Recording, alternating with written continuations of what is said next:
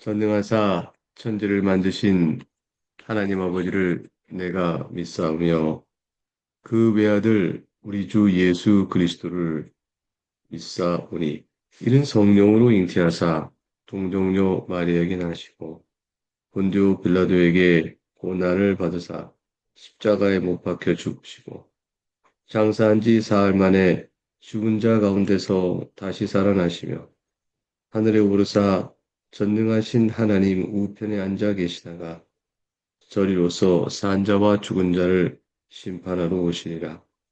성령을 믿사오며 거룩한 공회와 성도가 서로 교통하는 것과 죄를 사하여 주시는 것과 몸이 다시 사는 것과 영원히 사는 것을 믿사옵나이다. 아멘. 찬송가 337장 337장 1절과 3절을 찬송합니다.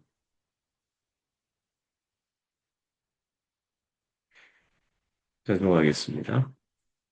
내 모든 시험 무거운 짐을 주 예수 앞에 아뢰이면 근심에 쌓인 날 돌아보사 내 근심 모두 맡으시네. 무거운 짐을 나 홀로 지고 견디다 못해 쓰러질 때 불쌍히 여겨 구원해 주리 은혜의 주님 오직 예수.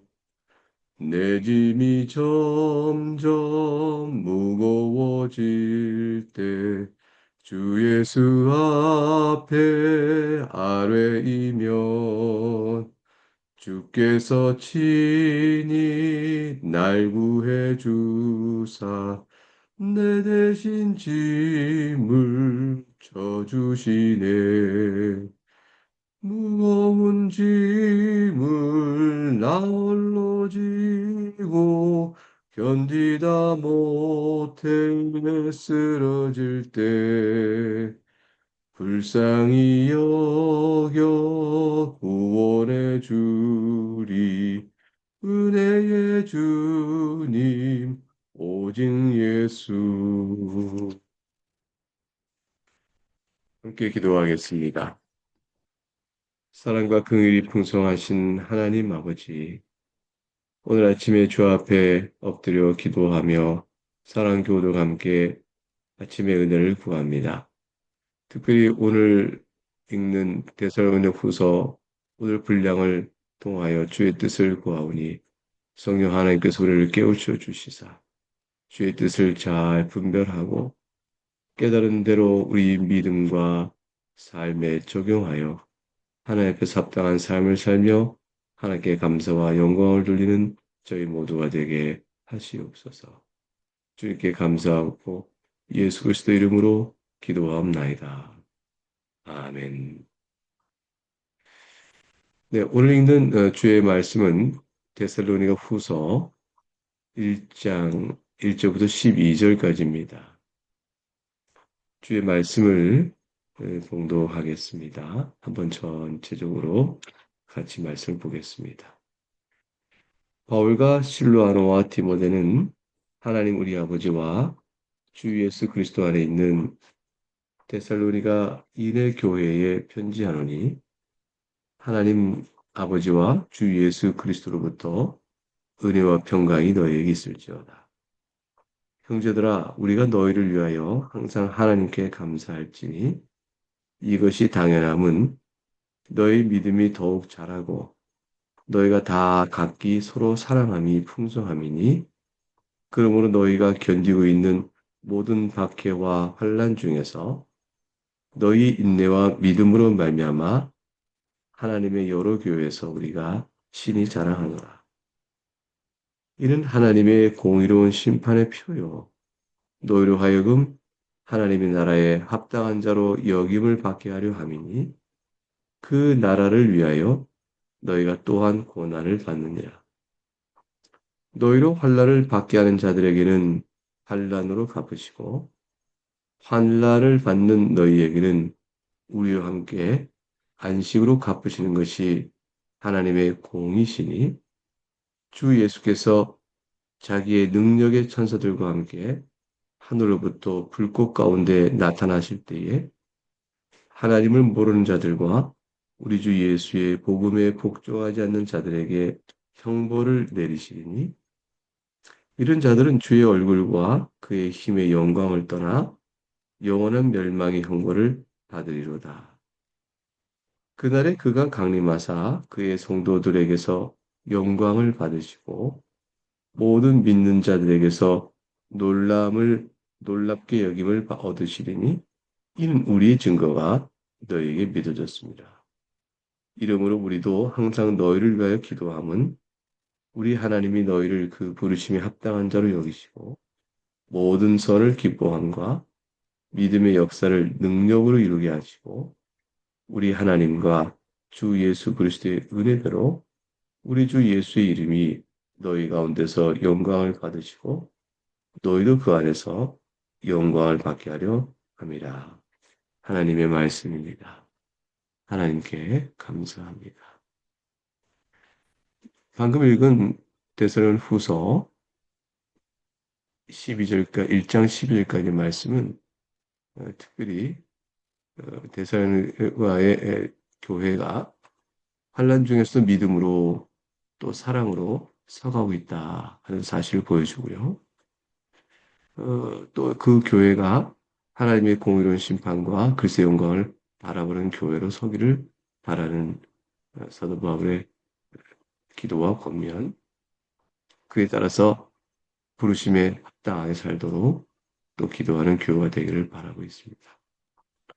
우리 나그네 교회를 위한 기도도 오늘 본문에 따라 이와 같은 교회가 되기를 바라는 마음으로 우리가 오늘 말씀의 내용을 살피도록 하겠습니다. 먼저 1절과 2절은 우리가 잘 아는 바대로 유명한 인사 말씀이 나오죠. 모든 서신은 다 은혜와 평강이 너에게 있을지어다. 이렇게 사도 바울이 인사말을 전합니다. 은혜와 평강이란 것은 은혜는 복음의 모든 구원의 은혜를 주시는 근원이죠. 기초에 하나님께서 우리 은혜를 베풀지 아니하면 우리 구원은 없습니다. 근데 구원의 결과요, 열매요, 누림이요, 목적은 평강입니다. 이 평강은 하나님과 사이의 관계의 회복입니다. 화목하게 되는 것이죠. 그러니까 바울사들은 지금 데살로니가 교회에게 편지하면서 하나님의 은혜로 인하여 구원의 생명이 여러분에게 주어져서 여러분이 과연 하나님과 화목한 자로 서 있기를 원합니다. 그런 줄 알아 여러분을 축복합니다. 이런 뜻이 되겠죠. 하나님의 은혜는 다른 것을 얻는 것이 아니고요. 하나님께 공적인 모든 교회에 약속하신 바 된 은혜의 방편이 있습니다. 그래서 뭐 예배요, 예배 속에 주신 말씀이요, 그 예배 중에 행하는 성례요, 또 우리가 함께 주 앞에 엎드린 기도, 이를 통해서 우리에게 하나님과 화목하게 된 평강의 복을 내려주시죠. 그러니까 이 말씀은 데살로니가 교회가 하나님에게 주신 받은 은혜의 방편을 적절히 수용하는 건강한 교회로 서기 원한다라는 것과 서로 연결이 되는 것입니다. 먼저 3절과 4절에 사도 바울이 이 데살로니가 교회를 향한 큰 칭찬과 감사가 있어요. 우리 무엇으로 하나님께 감사할까? 교회를 생각할 때 사도 바울은 데살로니가 교회를 보면서 이렇게 감사하죠. 믿음이 너희가 더욱 잘하고 너희 가운데 사랑이 풍성해서 내가 하나님께 감사합니다. 성장하고 있는 것이죠. 그 수적인 성장은 사도 바울이 여기서 언급하지 않고 있습니다. 그런데 수적으로 성장하고 있는 것은 무척 기쁜 일이죠. 왜 그렇지 않겠어요? 믿지 않는 자들 가운데 복음을 전하여 교회가 세워지고 믿는 자의 수가 더해질 때 이건 더욱더 기쁜 것입니다. 근데 믿는 자의 수가 더해짐이 믿음이 자란다. 서로 사랑이 풍성하다. 이것을 감사제로 삼는 것은 이제 교회의 영적 특성이요, 도덕적 특성이 얼마나 훌륭하게 진실되게 바뀌고 있는가를 보여주는데, 특별히 4절에 밖에 환란 중에 있기 때문에 더욱 그러합니다. 우린 데살로니가서에서도 이미 살핀 것처럼 그 교회가 밖에 환란 중에 있었습니다. 그런데 믿음이 성장하여 인내 가운데 더욱더 흔들림 없이 지나가고 있는 것이죠. 밖에 환란 중에서 서로 간의 사랑이 더욱더 커가고 있습니다. 그러니 이것은 감사할 바요, 하나님께 친히 우리가 친히 자랑할 바라. 이렇게 말씀하고 있습니다. 우리 나그네 교회도 하나님의 말씀 앞에 확신이 더해요. 그 말씀의 적용에 따라서 사람들이 점점 사랑으로 풍성하게 열매 맺어가는 그런 교회가 되길 바랍니다. 그러면 우리 교회가 서로 간에 이 교회 주심으로 인해서 하나님께 감사하게 될 거고요. 또 우리가 서로 간에 또 하나님 앞에 자랑하는 기쁨을 갖는 그런 교회가 되겠죠. 내일 주일 예배 때 이런 은혜가 우리 가운데 있길 바라고, 내일은 또 방학 동안 쉬었던 전도회가 다시 또 모이는 신경 모임이 시작되죠. 이런 곳에서도 아름다운 이러한 모습들이 우리 가운데 있기를 바랍니다. 5절부터 이어지는 내용 속에는 우리가 하나님의 공의에 대한 이야기가 나옵니다. 하나님의 공의로운 심판이요, 너희가 하나님 나라에 합당한 자 여기를 받으며 또 하나님 나라에 너희가 고난을 받는다. 요 5절에 보면 공의로운 심판, 하나님 나라에 합당함, 그리고 고난, 이 세 가지가 어떻게 연결되는가? 이 궁금한 말씀입니다. 그런데 이제 사도 바울의 말씀은 결국 이렇게 되는 거죠. 하나님께서 공의로운 판단으로 그날의 심판 가운데 임할 겁니다. 그때 여러분들은 하나님 나라에 합당한 자로 여김을 받는 큰 영광을 누리게 될 거예요. 왜 그러냐면 여러분이 박해 환란 가운데서도 믿음이 더욱더 자라고 사랑이 풍성해졌기 때문입니다. 그러므로 여러분이 지금 이 환란 가운데 믿음이 둔둔히 자라고 사랑이 풍성한 모습을 보이는 것은 하나님께서 여러분을 그날에 공의로 칭찬하실 거라는 얘기를 오히려 보여주고 있는 겁니다. 그게 중요한 얘기를 하고 있는 거죠. 데살로니가 교회예요.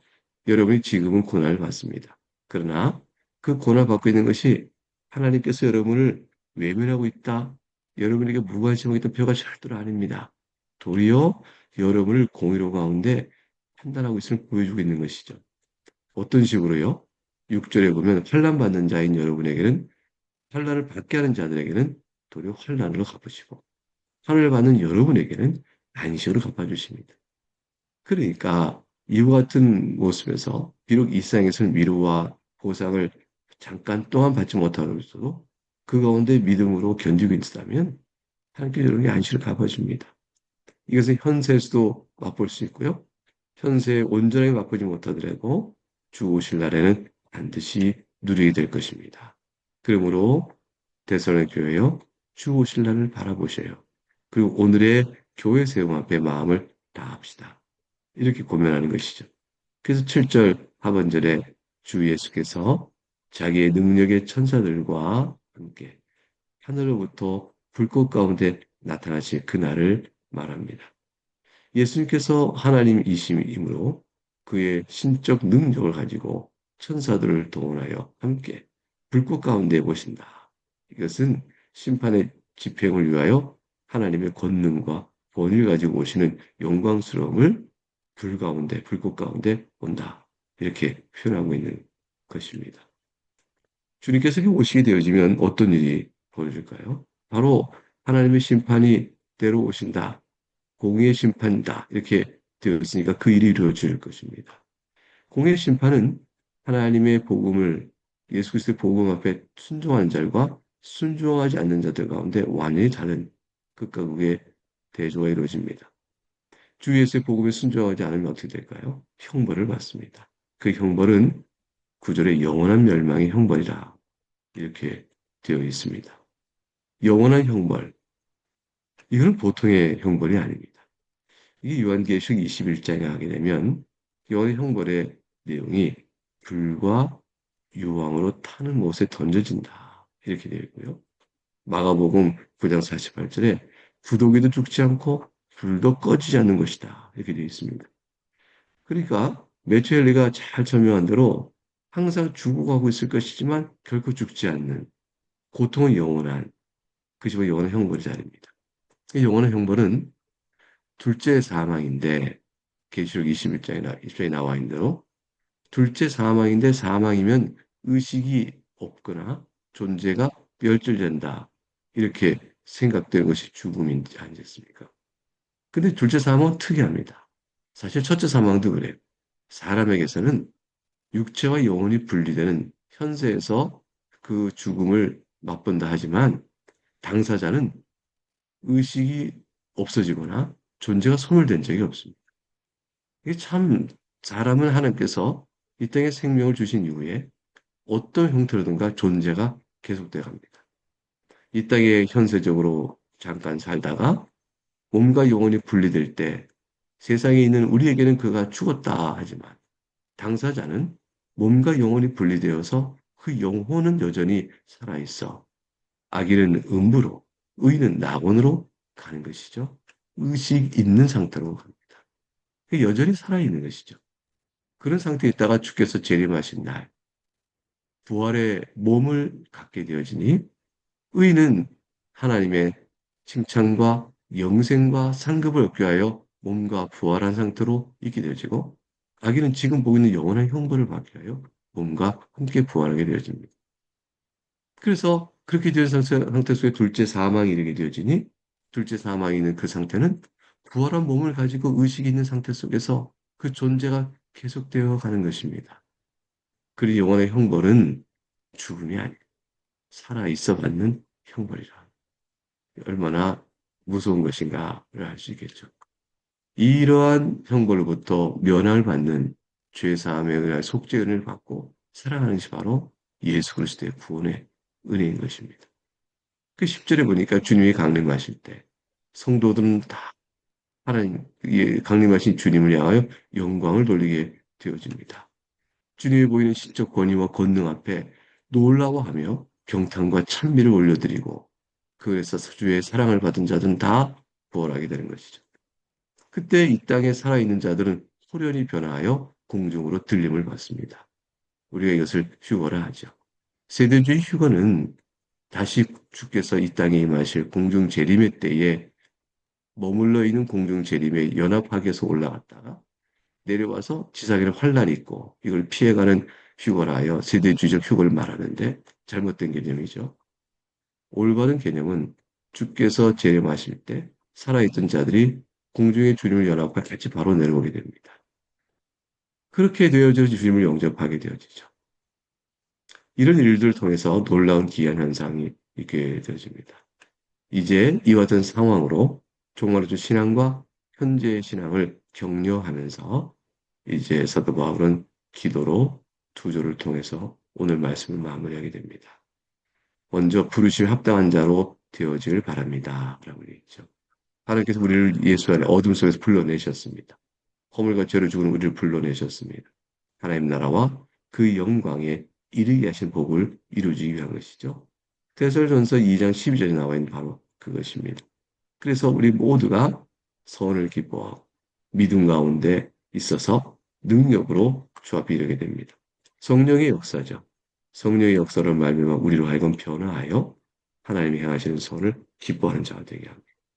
그리고 그 믿음이 우리 안에서 효과 있게 활성화되어 움직이게 되어집니다. 새 사람으로 살아가는 것이죠. 그렇게 돼서 12절 마지막에 우리 하나님과 주 예수 그리스도의 은혜대로 우리 주 예수의 이름이 너희 가운데서 영광을 받으시고 너희도 그것서 영광을 받게 하려 합니다.